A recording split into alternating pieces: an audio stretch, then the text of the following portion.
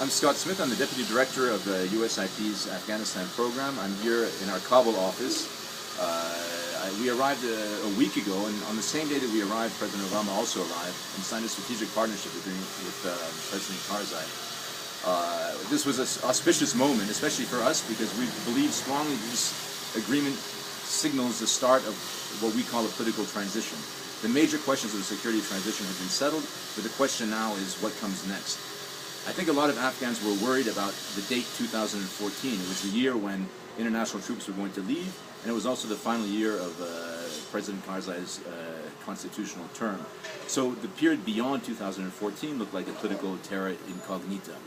The Strategic Partnership Agreement provides a certain amount of clarity about what comes next.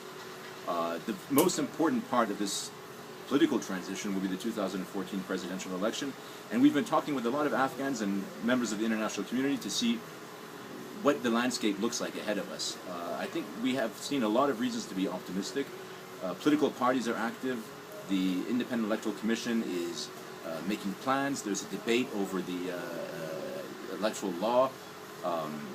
And I think there's a bit more hope now that these elections, if conducted well, can provide the stability and the legitimacy that the government needs, not only to function as a government, but also in a way to help defeat the insurgency.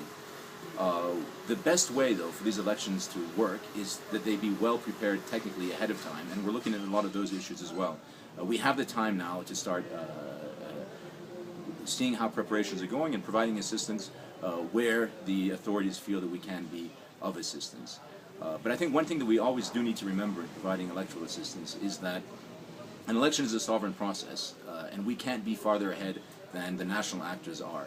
But what I find encouraging, especially compared to previous elections where I was also involved, is that there does seem to be a degree of activity and of animation now, 1.5 years before the elections, that there wasn't before. And I think this is a promising sign, and we look forward to continuing to follow this process.